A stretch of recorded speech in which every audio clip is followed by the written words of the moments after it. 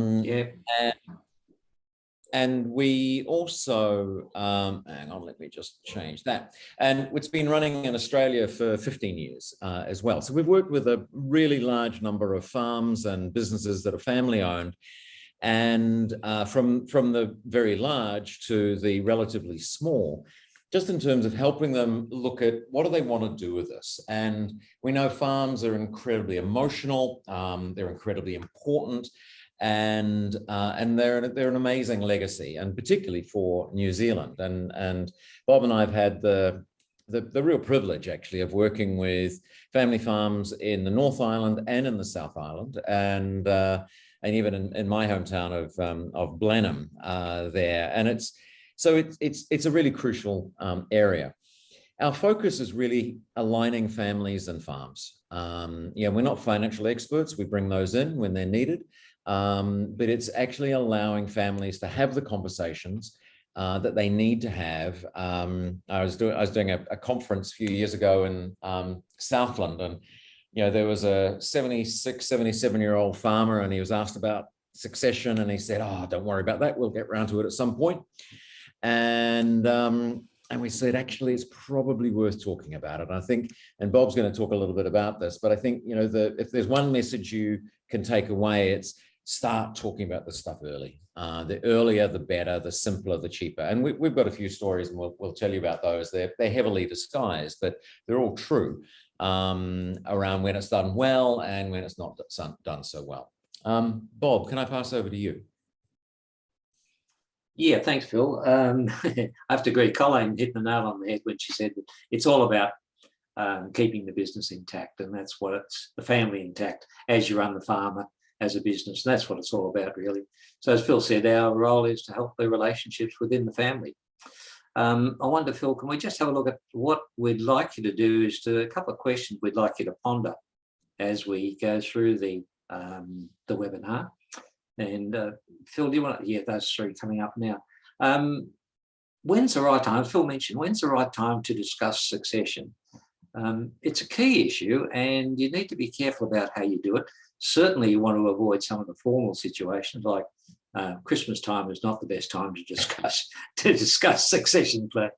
In fact, we have an article on our blog called "Don't Break the Christmas Dinner Rule," which is worthwhile having a look at some stage. But thinking about the right time, and as Phil said earlier, the right time is now. Yeah. We're very fortunate to have just starting with a business up north, and these people have young children, and they're starting to look at their succession now, and it won't come real for them for another 10 or 15 years. Probably they're 20. Actually probably 20. Yeah. So I think Phil and I were just blown away that these people actually were thinking about doing it now. So now is the right time.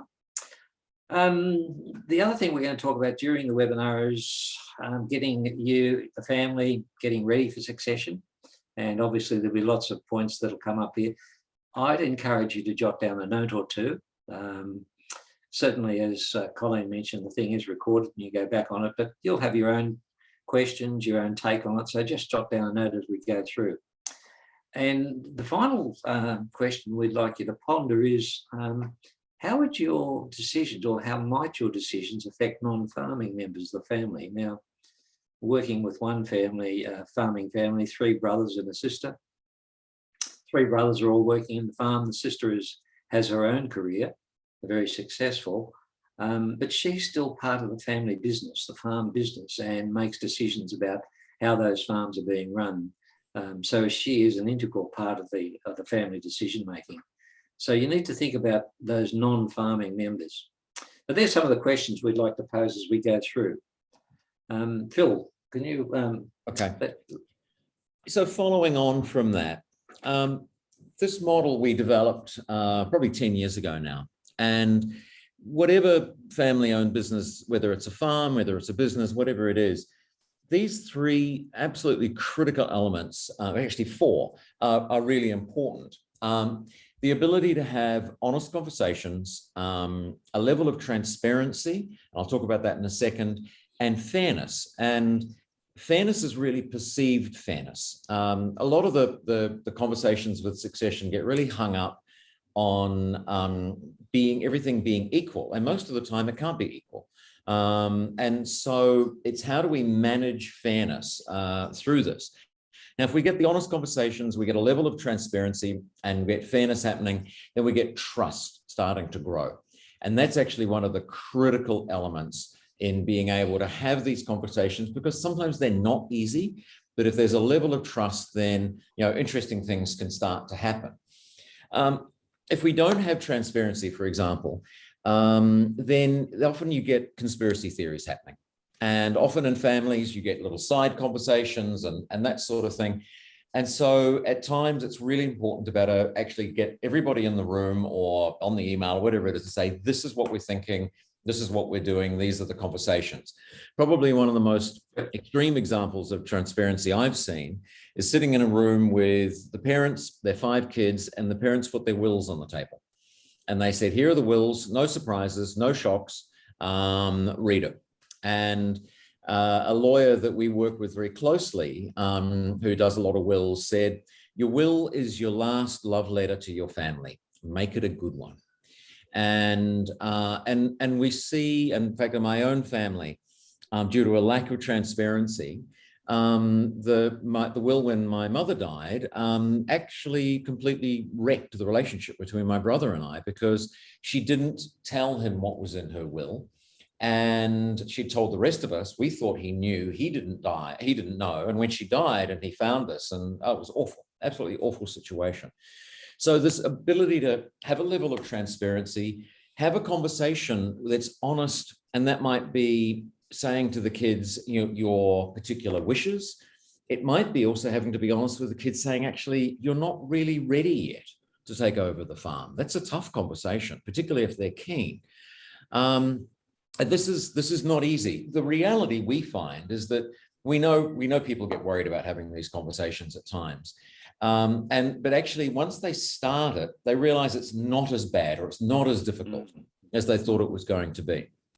And the final one here is fairness. And fairness is something that's negotiated and is a perception. And we worked with a family from the South Island, and the father had been running the farm, and he decided he was going to retire. His son wanted to take over the business. The son could only pay for a certain amount of the farm, so he's being gifted, you know, several millions of dollars worth of value. Right? The father had 3 other kids, and it didn't have, you know, several millions of value to give to the rest of the kids. And what we said to the father is, actually, this has nothing to do with the money. This is actually how they feel about it. And they actually were able to negotiate some really lovely agreements, things called elegant currencies, which we'll talk about later on. And the kids were very happy for their brother to take the farm. They wanted to be able to come and access the farm and visit it at various times. They were able to share in some profits in certain ways in different areas. But while the money was unfair, the feeling was fair. And that kept the entire, the relationships of those families members intact. And that's what you want. You don't want the business to come around to screw up the family. Bob, you're going to say something there. I was going to say, Phil, you reminded me of my own situation. My mother was a farmer's daughter, the eldest with her twin brother. Then she had another sister and a young brother. There were 2 farms. And I used to spend every school holidays working on the farm. And I think my ideal at that time was to become a farmer. Well, of course, when the grandparents died, the eldest brother got 1 farm. The youngest brother, the eldest brother, by the way, was a bachelor, never going to get married, so he got the smaller farm. The younger brother, who had 4 kids, got the other farm because he had 4 kids.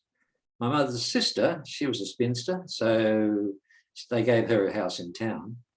But she did trick them. She actually got married after that. And then Mum, who was married to a bank manager, got nothing.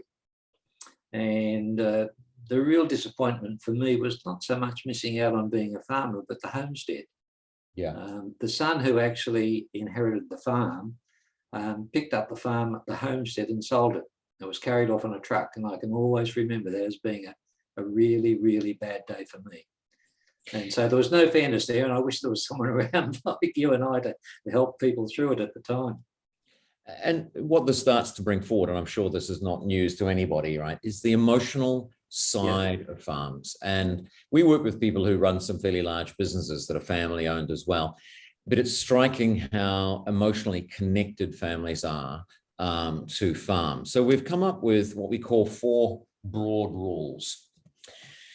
First one is no person in what we call the senior generation, the generation that's currently running the farm, nobody wants to be put out to pasture, right? And this is the great fear, we think, that for a lot of people, and we're dealing with at the moment, this amazing guy, and he runs a farm also down in the South Island. He's 81. And he is absolutely clear he does not want to be put out to pasture. He wants to get on his bike, he wants to drive the ute around the place, and he wants to be involved. And so it's a real sense of, and nobody wants that. And he's built up this very impressive farm. And, you know, so the challenge is, what does he want to do? And what is he? And we'll talk about that one shortly. Equally, we don't want what we call the Prince Charles syndrome. You know, waiting around till you're in your mid-70s to suddenly take over the joint, and he still hasn't taken over the joint. Phil, we've got one eldest brother. I think he's 57, and he's just starting to take over. He's just allowed to do the GST, I think. Just. Yeah, exactly. So, you know, it's finding that balance between that. We also don't want family members feeling hard done by, and it's dealing with those feelings. It's sometimes acknowledging those feelings. A story that Bob talked about here. You know, we've worked with many farming families where someone who appears to not be at all interested in the farm still thinks it's home, and there's that really strong connection, you know, with that one. And sorry, just to reinforce, the emotional connection is really strong. It's not a numbers game. The numbers are important. So your, excuse me, your accountant, your lawyer, all those sort of things, the numbers are really important here. But it's then managing the perceptions and the feelings that really becomes, excuse me, very, very important here. So some of the rules of succession, right? And these are, we're going to skim these because we're going to get into more detail and later slides here. But succession is not just ownership. Right? Succession is 3 things, and at least, right? So ownership is one of it, right? Directorship. For every business, there's a director, right? And you might have farm might be in a trust and that sort of thing, but there's often directorships that are involved, and then of course leadership. Who's going to run the joint? And these things, and if you're a big farm, and we deal with a couple of quite large ones, they have separate boards, and it's very important, the succession of who's going to take over a directorship and get a seat on the board. For the smaller farms, it's not so important, but as you grow, it will become that way. Obviously, the ownership's a key one, and then it's like, well, yes, who's going to, you know, take over and run it on that. So, as we said, the earlier you start this conversation, the easier it is. You know, and we've got one situation, and we can't say very much about it. And it's actually a farm over here in Australia, but they didn't do the talking early enough.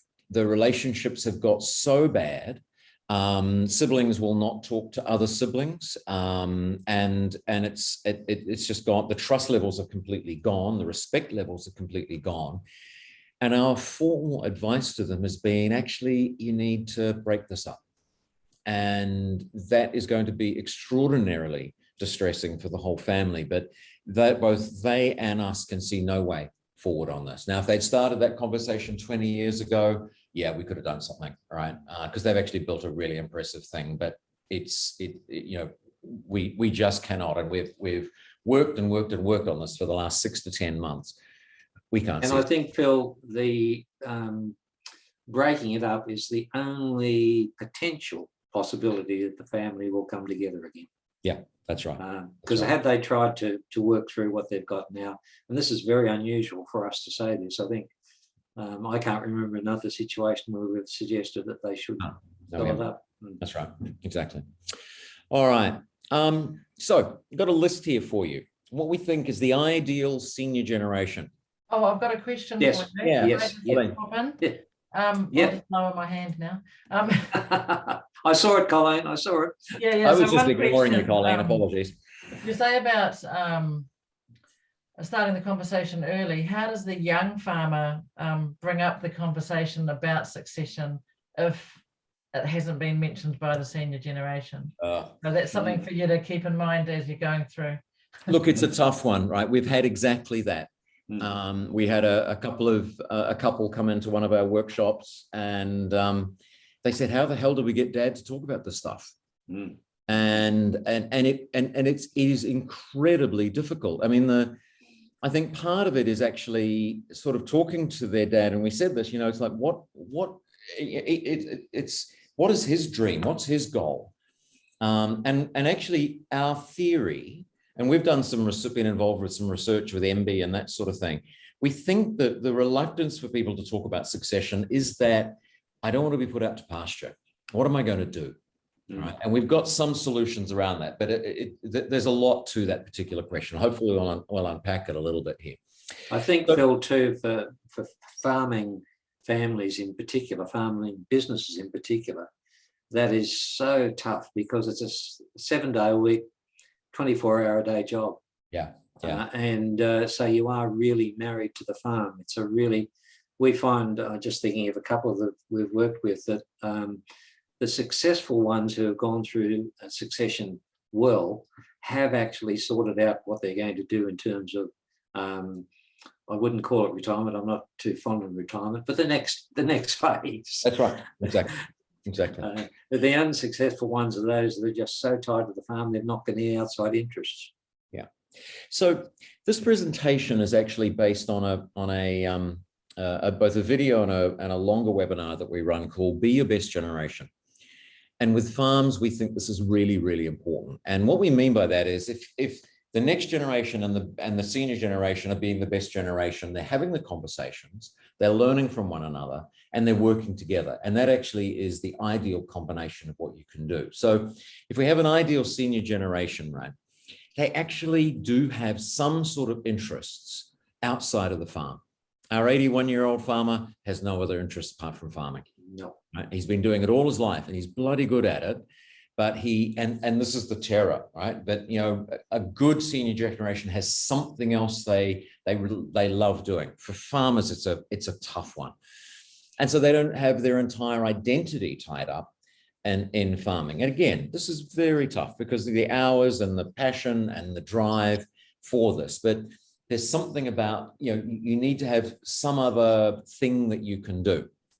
Financially, the senior generation needs to at least have a plan, right? Some farmers we know can't afford to just give their farms. We've got a couple of farms in the Pukekohe area where, yeah, they're clearly giving their farm to the next generation, but some can't afford to do that. So how does that get both negotiated and talked about so that the senior generation is comfortable? You know, what level of involvement do they want? You know, and this is a non-farm story, right? But I went and visited a business with Bob, and we were in there, and the son had invited us in. He's 36. He introduced us to his father, who was in his 60s, who introduced us to his father, who turned around and said, "I'm going to be 100 in 6 weeks' time." Right? And the 100-year-old would come in for 2 days, and he was an auditor. Right? So, you know, this is you don't have to be put out to pasture. There may be certain things that you just want to do. And I think, Phil, the key role there, the key thing there was that the grandfather had a real role to fill. He did. And his son said, "Look, he's the best auditor we've ever had." That's right. Exactly. I love that. I'm going to be 100 in 6 weeks' time. Yeah, that was great. The other thing is ideal senior generation. How do you mentor the next generation, and how do you learn from them?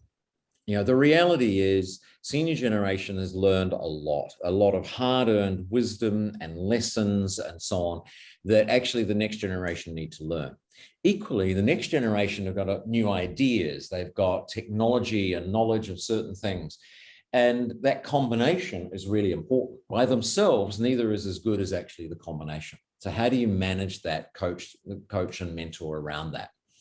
And then how do you actually sit down and have the honest conversations? As Bob said, don't do it over Christmas time, but usually a glass of wine helps. You can sit down and just talk and be able to talk about what you might want. It's without, feeling like you've got to be absolutely bound by it, but at least start some of these conversations.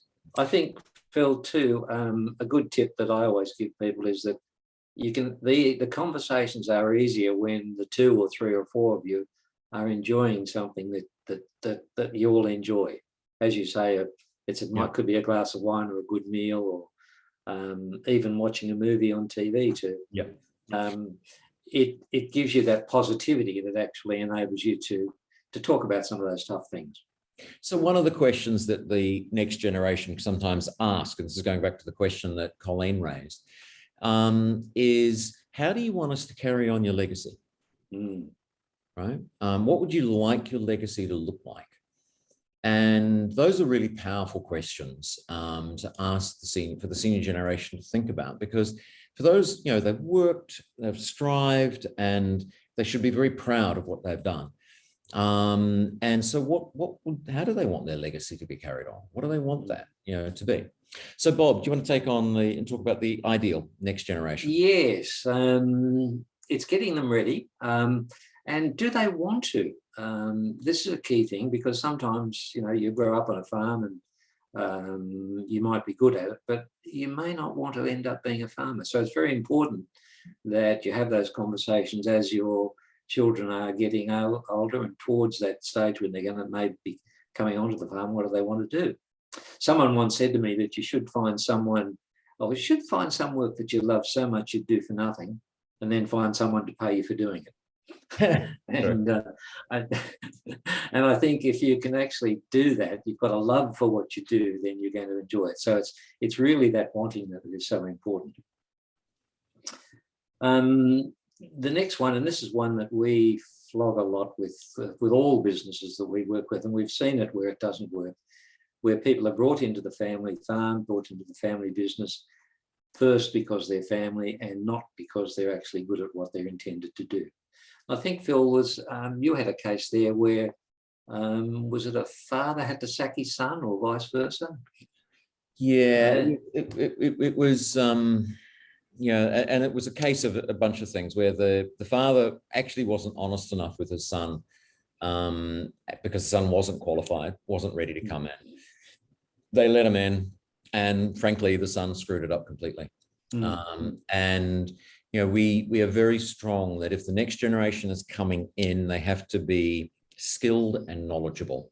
The old days of it, where it was just always given to the oldest son, and Colin and us were talking about this earlier, right? What about the oldest daughter? To give you another non-farm example, we worked with a family that ran quite a large logging operation, and the 2 brothers and a sister were starting to talk about taking it over. One of the brothers was a great tree fella. The other brother was a really good truck driver. But actually the size of the business meant that driving trucks and cutting down trees were not the key skills that were needed. The key skills that were required was the daughter, who was a very smart businesswoman who could negotiate government contracts and deal with banks around finance. And so she actually became the head of the business on that. Equally, so it's merit, and it's very, very important on that one.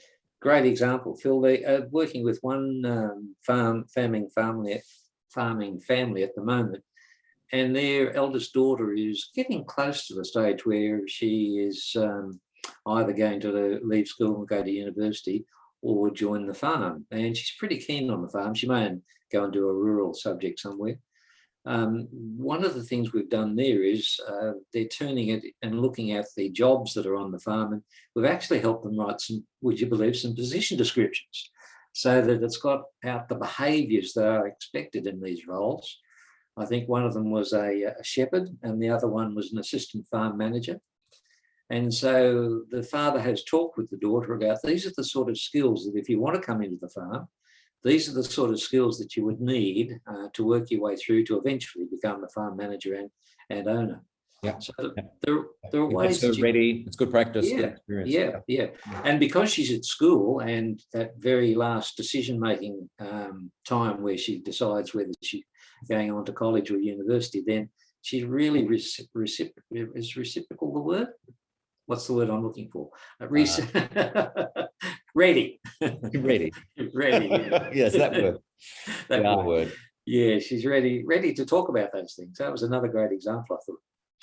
So yeah, we do flog it a lot, and it's so important. The other thing too about the ideal next generation is that it shouldn't be linked to the importance in the family as to the role in the business. And if there are 5 or 6 siblings, for example, then there might only be 2 or 3 or 4 of them working on the farm. There might only be one. There might only be one. But there will be some leadership roles, unofficial leadership roles taken within the family. Quite often the older ones, because they've had different experiences, will be able to lead the young ones. But just be very careful about the fact that you might be putting too much pressure or emphasis on one particular family member. So this comes back to, I don't know if any of you saw at the beginning of the first slide, our catchphrase is love and money is a potent brew.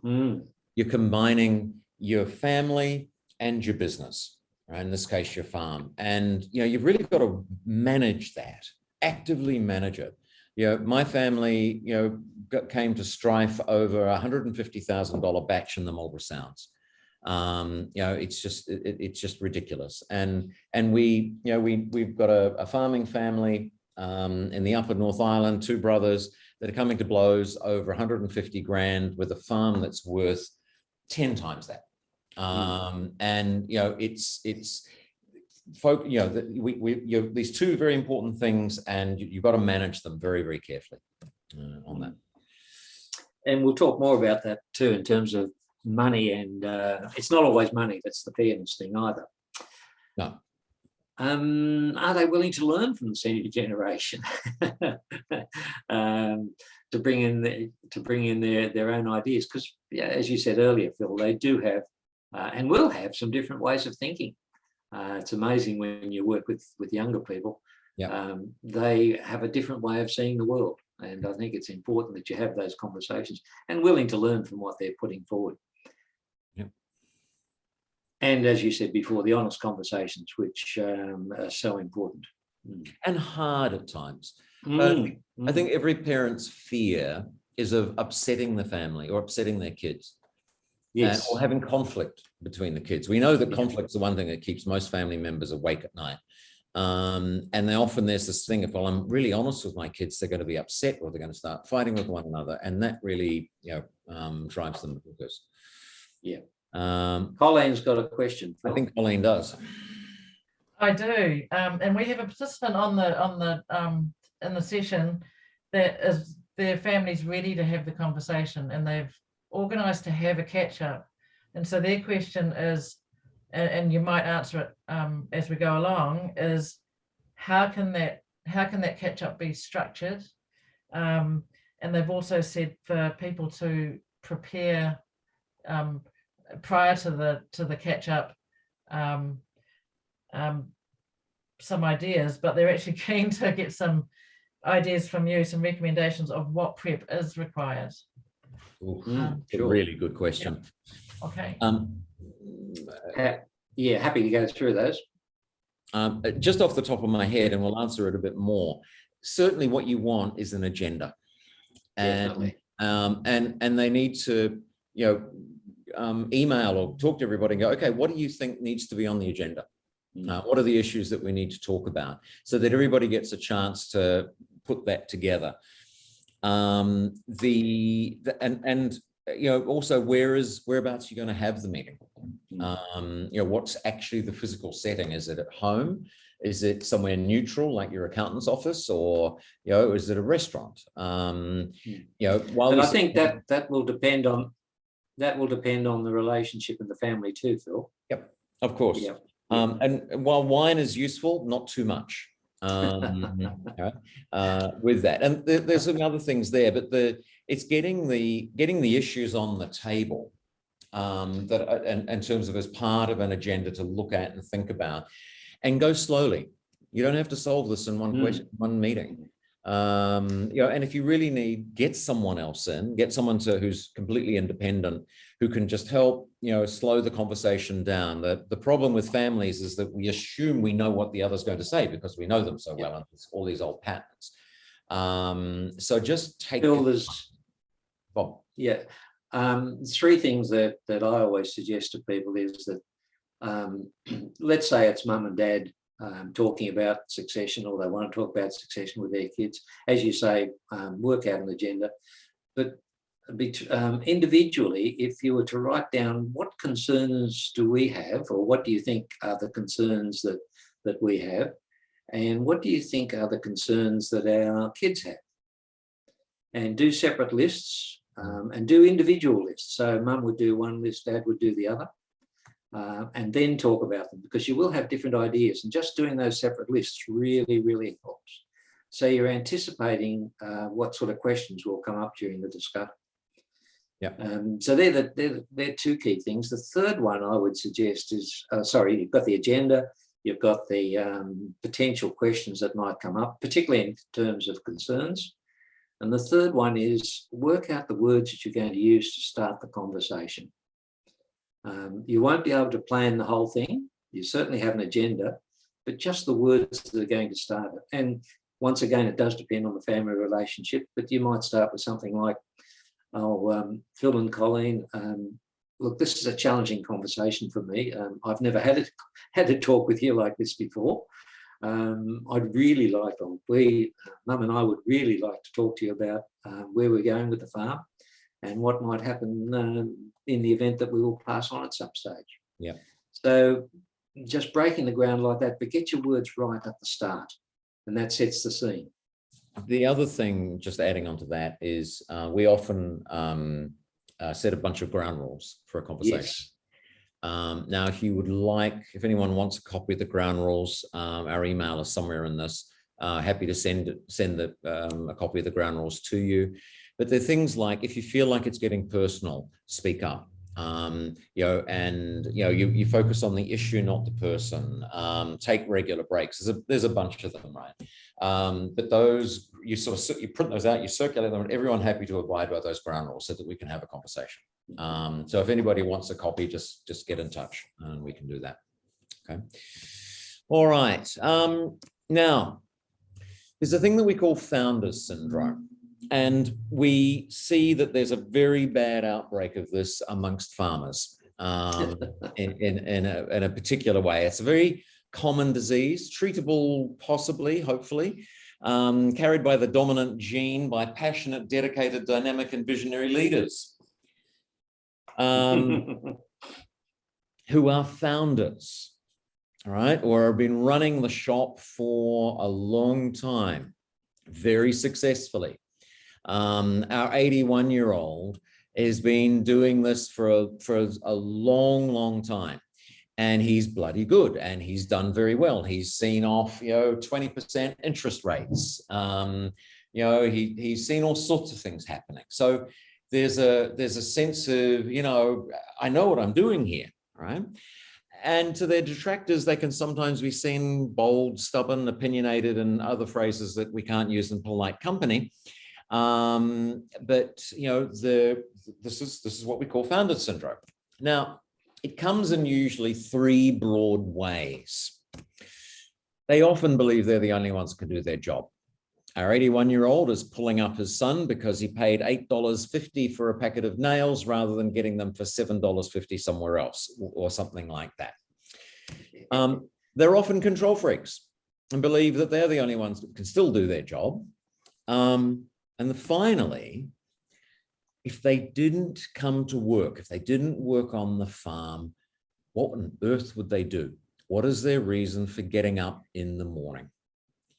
And we know this is, for a lot of farmers, this is a huge issue. What do I do? I mean, there's only so many golf games you can play, or bridge games you can play, or, whatever it is, or cruises you can go on if when those things start up again. And of course, they still think they're the only one that can do their job. So this is something to think about for the senior generation. Just how bad is your founder syndrome? because if you really want to pass this thing on and carry on with your legacy and all the extraordinary things that you've done, you've got to be thinking about this. And there's a lot, you know, it's a tough one. It's an internal struggle for a lot of people. And it means we have to talk about our mortality, and who the hell wants talking about that? So, you know, it's a tricky one. And while we're making some jokes here, it's one that, you know, a lot of people do struggle with around this one. Yeah. All right. So, Bob, do you want to go through this one? Yeah. So, as Phil said, it all starts with the senior generation. Make sure that you're financially secure.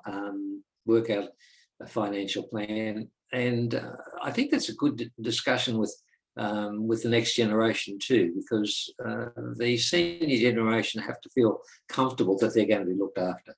Yeah.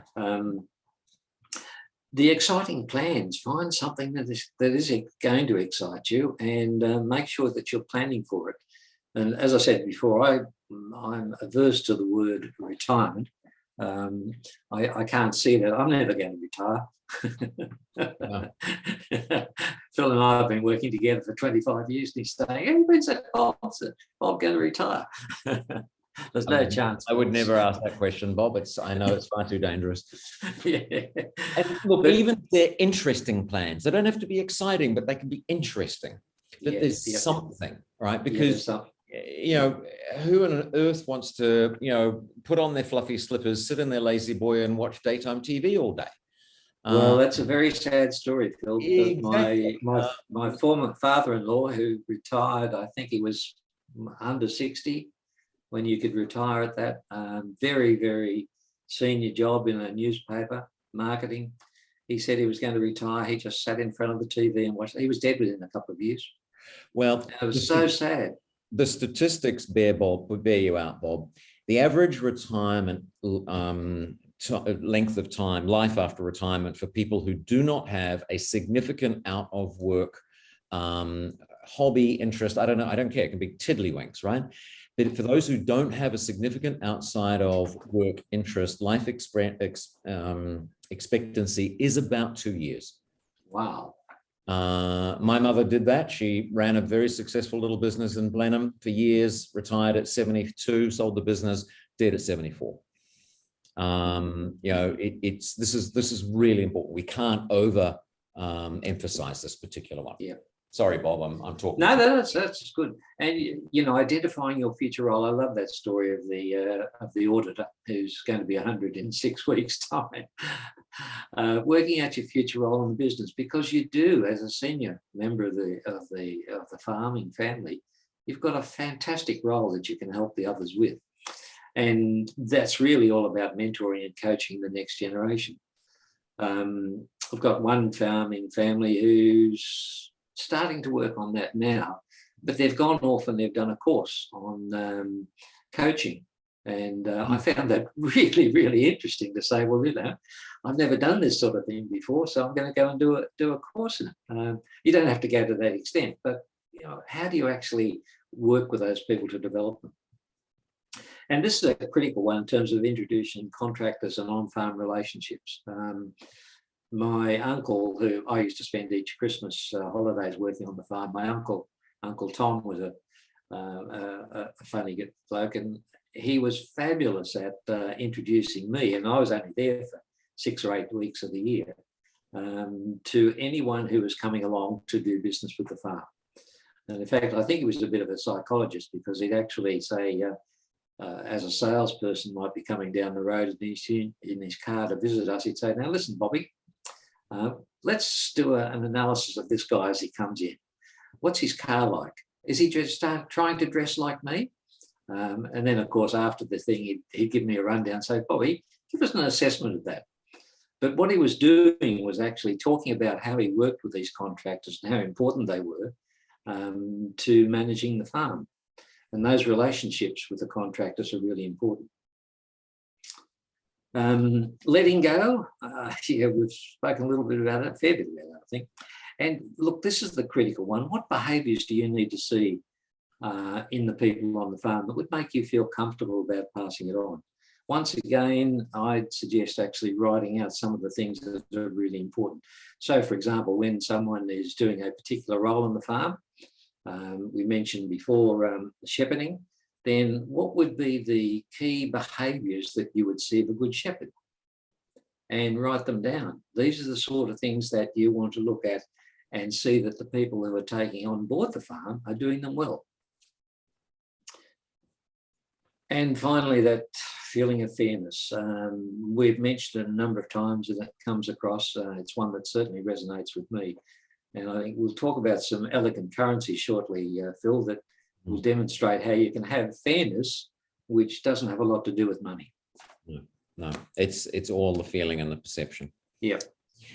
So if you think about the next gen, and for the next gen in the audience here, it's really important. We talk about merit, right? That you're up to speed and the level of skills, knowledge, competence, and that sort of thing, and able to demonstrate it.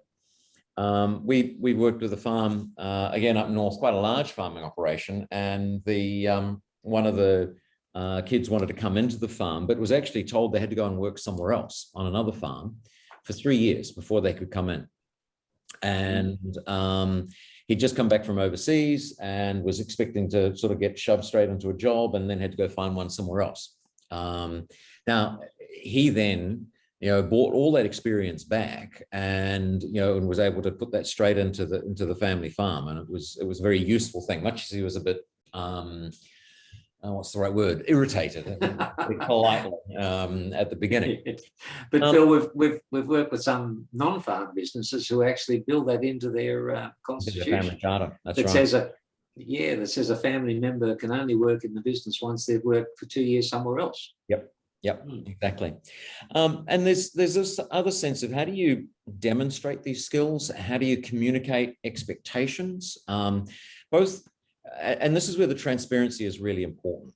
You want to write stuff down. We've got a long-term conflict that came about because a son left school straight away, went onto the farm, and his father said, "Don't you worry, I'll make sure you get paid at some point."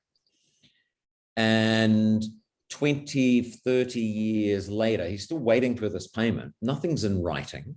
No, everyone's relying on memories. And they're in the middle of this huge conflict over stuff that they're now trying to rely on memories, right? And so whatever you do, write stuff down. We develop family, as Bob said, family charters or family constitutions, which is really the rules of the family. And so you can put a lot of this stuff in there, but it's really important you don't rely on memory, because memories are crap. It just keeps getting demonstrated to me time and time and time again. You just can't rely on it. Write it down, put it, and talk to people about it. Even if it's in an email, that's fine. At least you got the email. Okay. And particularly where there are more than 2 or 3 kids, Phil, and they've each been told something, and it's just communication, verbal, and there's nothing written down. Nothing written. And so there's sometimes a very good argument for having regular family meetings. Maybe it's once, maybe twice a year. Have a nice meal and sit down and put an agenda together and get your ground rules and all that sort of thing and have a conversation. And that helps certainly with the managing of the fairness, and people have got a chance to say things. Sometimes that emotional connection to a farm is satisfied by just being able to take their kids to the farm so that they can ride the ponies and ride the motorbikes and all that sort of stuff that they used to do in their childhood. They may not want to have anything in terms of working on the farm or whatever it is, but they want to go and visit because, as Bob said before, it's the family home. And so so again, fairness is all around feelings and perceptions. And then, who's most qualified? It comes back to this merit thing. Who both is most qualified and wants to, right? We know that a lot of farming families are struggling with because none of the kids want to. And that's a challenge. That is a hell of a challenge. And they possibly look at how hard their parents have worked and went, God, I don't want to do that. It's a tough one for some of them. Okay. So this is a lot around expectations and being clear and having the conversations. If we were to summarize it, that's pretty much what we're talking about on the slide there. Keep talking. You don't have to solve this immediately. You don't have to solve this in one meeting. Take your time, and remember your family. You love each other. Right? That's at the end of the day. That's the key thing. So some of the timing things to think about. Okay, just when does the next generation actually start working in a genuine leadership role? I'm thinking, Phil, of the 81-year-old, and we finally got him to put down some times as to when his son could start taking on the accounts. Yeah, exactly. It took a while, but he got there. And it was way overdue. It was way overdue. Way overdue. On that one. The timing of ownership. And again, leadership may be different to ownership. You might have trust structures set up and beneficiaries of the trusts and all that sort of thing. There's a complexity there. You might not want to, you actually may be selling the farm. The kids may need to put some money in. And these are all things that need to be discussed. You may not pass anything over until it's an estate planning issue. It goes into your will in some way or another. But at least have the conversations and think about this so that people know what they're saying.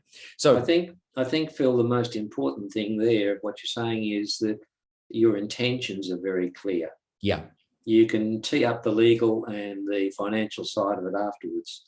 But we find that sometimes we get called in by an accountant or a lawyer, and they haven't actually, yes, and they haven't got their intentions straight. So they're trying to sort it out on a legal basis or a financial basis, but it's really the intention that the senior generation have and the intention of the next generation in terms of how they're going to get together and work through this. Yep, exactly.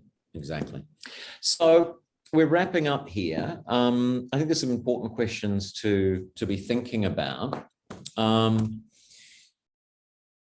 Is ownership split amongst the next generation? Is it go to one person? How's that going to happen? Timing around that. And those are all you need to be having good conversations around this.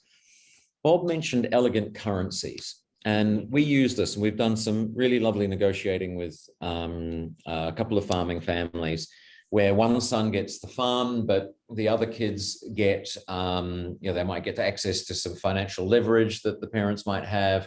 They get access to, with one situation down in the South Island, they've got a plantation, and all the family, when those trees get cut down, all the family share in those profits, even though it's on the farm and they haven't had anything directly to do with them. We know another farm who's done up a whole bunch of barns so that other family members can come and stay, because there's more than too many for them to all stay in the house at one time. So it's, and technically an elegant currency is something that can be provided. It's either cheap and or easy. And so, giving people access to the farm and the school holidays is cheap and easy, but really high value to the other party. Particularly if it's a homestead, if the homestead is really emotionally important to the family, Phil. Yeah. That is so important. Yeah. I'm still thinking about the homestead that was picked up on a truck and taken away. But you do hold a grudge, Bob. I do. Thank you, Phil. So then you've got, how do you balance fairness? And ultimately, the senior generation has to be comfortable. All right, we've got this amazing 82-year-old matriarch. And we're very clear that actually she, and all the decisions that get made, ultimately she has to be comfortable. We're not doing anything without running it past her, going, what do you think? Are you happy with the direction? Are you comfortable with this? And that's really important because, as the senior generation, you've built this thing, you've grown this thing, you've worked your guts out. You need to feel comfortable and be hopefully excited, if not interested, in the next step. What does that mean? All right. At least you don't have to be getting up at 3 o'clock in the morning to go milking every day. All right. Or whatever it is. You can have a sleep in till 5 if you want on that. All right. I think we're at that point of Q&A. All righty. I'll turn off the recording now. And Right. if anyone wants to jot down Phil and